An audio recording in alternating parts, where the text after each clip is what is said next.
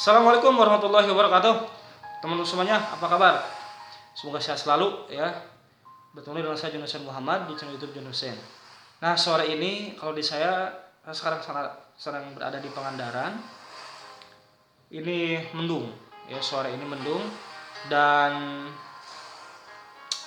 nampaknya kalau di Ciamis katanya hujan. Gitu. Barusan istri saya nelpon, di Ciamis hujan gitu.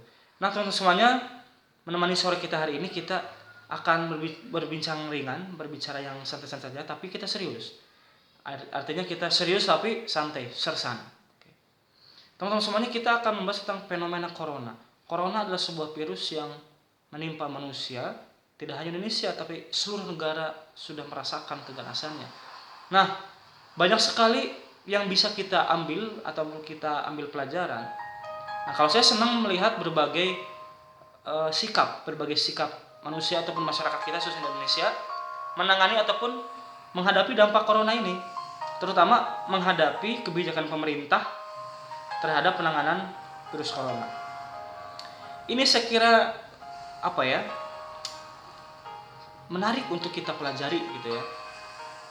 Saya karena senang melihat perilaku manusia ataupun sikap-sikap manusia menghadapi sesuatu hal, termasuk menghadapi virus corona dan yang lebih spesifik lagi menghadapi menerima kebijakan dari pemerintah tentang berbagai hal, tentang berbagai pembatasan wilayah, karantina, lockdown, kemudian juga pemberian bantuan dan sebagainya. Nah, teman-teman, termasuk kita sudah mendengar ya, ada maklumat Kapolri dari mulai presiden, gubernur, bupati sampai bawah tuh ada. Jadi sudah jelas sekali. Nah, tapi kenyataannya masyarakat itu beda-beda menyikapi kebijakan tersebut. Karena wajar karena kebijakan ini sedikit banyak mengurangi ataupun membatasi pergerakan masyarakat, terutama pergerakan yang dianggap fundamental dan bersifat keagamaan. Nah, ini menjadi sangat riskan ataupun sensitif. Kenyataannya ada masyarakat yang memang kekeh dengan pendiriannya bahwa takdir itu ada di tangan Tuhan. Yang membuat sakit, terkena mati ataupun itu bukan manusia tapi Tuhan, bukan si virus tapi Tuhan. Memang iya, saya sepakat dengan itu. Tapi kita diajarkan untuk tawakal, begitu ya. Tawakal itu bukan nekat, kata dosen saya. Tawakal itu bukan nekat, beda antara nekat dengan tawakal. Tawakal itu setelah kita sudah berusaha maksimal mengikuti berbagai kebijakan ataupun mengikuti prosedurnya, nah baru kita tawakal. Kalau kita belum apa-apa sudah bilang tawakal, itu namanya nekat. Nah, kenyataannya banyak sekali ataupun adalah masyarakat yang masih nekat gitu ya. Saya kira kenapa nekat? Karena tidak memenuhi prosedur SOP lah, standar prosedurnya, terutama dalam menangani virus ini. Salah satu kasus ataupun contoh kasus yang krusial yaitu contoh tentang kebijakan pemerintah yang membatasi kegiatan-kegiatan yang bersifat kerumunan orang, kegiatan budaya, agama, dan lain sebagainya. Nah, ini akhirnya berdampak kepada kegiatan keagamaan yang rutin biasa dilakukan, yaitu ibadah sholat Jumat. Nah, di masyarakat bawah ini menjadi menarik dan menjadi polemik. Satu sisi pemerintahan di desa itu ingin memberikan pelayanan yang terbaik dengan mensosialisasikan peraturan pemerintah yang dianggap memang baik untuk menjaga kesehatan dan keselamatan warganya. Satu sisi ada orang yang memang kekeh dengan kebijakan ataupun pendiriannya bahwa tetap harus dilaksanakan dengan dalih tadi bahwa qada dan qadar itu Allah yang menentukan, bukan manusia. Tapi sekali lagi, kalau saya beranggapan kita wajib tawakal setelah semua diusahakan. Tawakal itu bukan nekat, gitu ya, beda sekali. Nah, ini bagaimana? Ternyata setelah saya amati ada beberapa tipe orang menghadapi kebijakan pemerintah. Pertama, ada orang yang biasa aja, jadi tidak ngaruh. Kasarnya, lu pemerintah mau buat apapun ya biasa aja, hidup gue itu begini aja gitu ya. Jadi dia tuh mau ada peraturan apa ataupun tidak ya tetap aja lah gitu ya. Ada yang begini, ada. Yang kedua, ada orang yang ketakutan sangat menghadapi virus ini. Ketika pemerintah berbicara karantina wilayah ataupun lockdown ataupun apa, dia ketakutan. paranoid lah kira-kira begitu. Akhirnya saking ketakutan, akhirnya semua diborong, wah belanja segala macamnya. Yang ketiga, ada orang yang menerima, ya sudahlah, dia beranggapan bahwa kebijakan pemerintah oke deh, dia percaya sama pemerintah bahwa pemerintah tidak akan menjerumuskan rakyatnya, gue nerima lah gitu ya. Akhirnya dia mengikuti semua ataupun bukan semua, mengikuti anjuran pemerintah untuk diam di rumah, kemudian menghindari kerumunan gitu ya. Nah itu tipe yang memang asik tuh, nggak banyak masalah gitu ya. Yang pertama juga kayaknya tidak ada masalah nih, jadi masa bodoh. Yang kedua nih ada masalah nih, karena dia ketakutan, akhirnya dia melakukan hal yang tidak bijak begitu ya. Nah yang ketiga ini, ini tidak masalah lagi nih, sama yang pertama nih, kayaknya nggak banyak menimbulkan polemik. Nah yang keempat ini, orang yang menerima tapi tidak menerima seutuhnya. Ada hal-hal yang memang dia tidak terima. Misal, dia tetap kalau keluar rumah secara pribadi dia pakai masker segala macamnya, tapi ketika dia menginginkan sholat Jumat, nah dia tidak menerima, maksudnya bukan tidak menerima, dia tidak berusaha untuk memenuhi standarnya bahwa kalau sholat Jumat itu minimal ada petugas medis di sana mengecek suhu tubuh, menyediakan disinfektan, kemudian menyemprotkan gitu, maksud saya itu ada hand sanitizer segala macamnya. Jadi ketika mereka tuh kekeh pengen sholat Jumat, ketika dijelaskan bahwa harus ada begini, dia nggak mau juga. Ya itu urusan pemerintah, mengembalikan lagi begitu ya. Nah teman-teman semuanya, masalah corona ini bukan hanya masalah pemerintah loh, ini masalah semuanya. Yang bertanggung jawab itu kita semuanya, yang bertanggung jawab memutus mata rantai virus itu kita semuanya.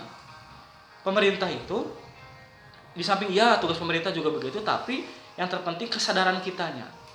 Oleh karena itu beberapa saat waktu yang lalu saya share tulisan dari guru saya juga tentang susahnya itu mengatur rakyat Indonesia. Jadi sekali lagi, corona ini bukan hanya tugas pemerintah, tugas semuanya. Menjaga diri itu tugas paling utama, tugas diri sendiri gitu. Nah oleh karena itu, orang tipe yang keempat ini yang kadang-kadang menjadi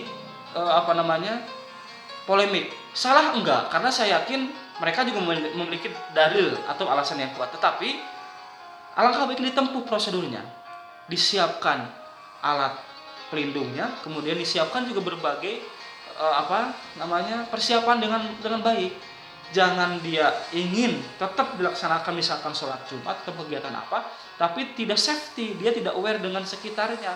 Karena apa akibatnya kalau kita berkumpul dan satu orang itu terkena, itu kan yang pinggir-pinggirnya akan dirugikan. Artinya minimal dia akan dikarantina dan akan dipisahkan dulu dari keluarganya. Nah minimal kita berpikir lebih jauh saja begitu ya. Saya kira salah tidak. Saya yakin orang-orang dengan tipe ini juga memiliki banyak argumentasi. Tetapi yang ingin saya katakan, bolehlah tetap sholat Jumat, tapi kita ditempuh prosedurnya gitu ya. Nah jadi tempuh prosedurnya, dan memang oke, kita lanjutkan. Barusan ada istri saya nelpon, jadi saya harus mengangkat telepon dulu. Nah teman-teman semua, sekali lagi, jadi tipe yang keempat ini tidak banyak memang, tapi kadang-kadang menimbulkan, bagi saya sih menarik. Jadi orang tuh jadi banyak tipe. Nah bagaimana sikap kita? Kalau saya sih boleh. Kalau saya berbeda itu biasa. Tapi alangkah baiknya kalau kita mengikuti prosedurnya. Yang ingin sholat Jumat, ya silahkan. Tapi disiapkan dulu alat tesnya, kemudian disterilkan masjidnya, disemprot segala macam dulu. Jangan sampai kita kekeh dengan satu sikap tapi tidak mau ambil resikonya, begitu teman-teman semuanya. Nah kalau di Masjid Ciamis sih, Masjid Agung itu tetap ada sholat Jumat, tapi memang betul-betul safety. Jadi ketua DKM-nya betul-betul menyiapkan alat pendeteksinya, kemudian juga masjidnya dibersihkan dulu, dan semuanya pakai masker, jaraknya diinikan. Nah artinya teman-teman semuanya ada 4 tipe. Kita masuk tipe yang mana ya kita bisa lihat diri sendiri. Apa kita yang biasa aja, nggak ngaruh gitu ya, ada ataupun kebijakan itu. Yang kedua, kita takut sekali. Ataupun yang ketiga, kita menerima dengan sudah aja menerima gitu. Ataukah yang keempat, yang bagus tuh sejujurnya yang kelima gitu ya. Kita menerima, tapi kita betul-betul menelaah. Jadi kita menerima itu tidak bulat-bulat langsung gitu. Tidak ada berbagai dampak. Apa nih? Kalau kita menerima ini dampaknya gimana? Kalau kita nggak ini dampaknya bagaimana? Nah, kira-kira begitu. Jadi kalau menurut saya sih gitu. Jadi kita pelajari dulu apa manfaat madorotnya gitu ya. Setelah kita ternyata kebijakan pemerintah ini banyaknya manfaatnya atau madorotnya. Nah, kita ambil yang mana gitu ya. Atau misalkan dengan sholat Jumat kita belum siap dengan peralatan segala macamnya, tahan dulu dah. Ada waktu 1 minggu buat Jumat yang selanjutnya. Nah, baru kita Jumat yang berikutnya kita siapkan karena dengan dengan alat yang sudah siap. Nah, itu teman-teman semuanya. Jadi sekali lagi menghadapi corona ini ada berbagai sikap. Ini banyak nyamuk ya. Ada berbagai sikap manusia dan itu menarik untuk kita pelajari. Teman-teman silakan memilih yang mana ataupun introspeksi termasuk yang mana. Tapi saran saya teman-teman, apapun yang jadi kebijakan, telaah dulu. Kalau bagus ambil, kalau enggak ya silahkan yang lain. Terakhir, mari hilangkan ego dulu masing-masing. Ego politik lah, ego kesukuan segala macamnya. Corona ini sekali lagi tanggung jawab bersama. Tidak hanya pemerintah, tapi kita sebagai warga negara yang baik. Mari kita putus mata rantai corona ini dengan kita taat, dengan kita diam di rumah saja. Kalau tidak terlalu penting kita keluar rumah. Ciamis teman-teman semuanya, ada satu yang sudah positif, itu dibawa oleh orang dari zona merah, dibawa.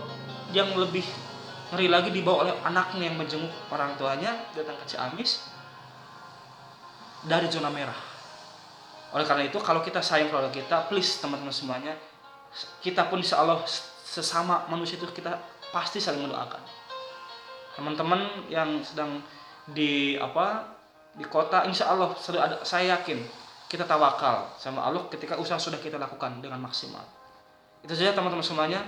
Semoga corona ini cepat berlalu dan setelahnya kita mendapat hikmah yang bermakna ataupun hikmah yang bisa kita ambil untuk kita menjalani hidup yang lebih baik lagi. Sekian, terima kasih. Assalamualaikum warahmatullahi wabarakatuh.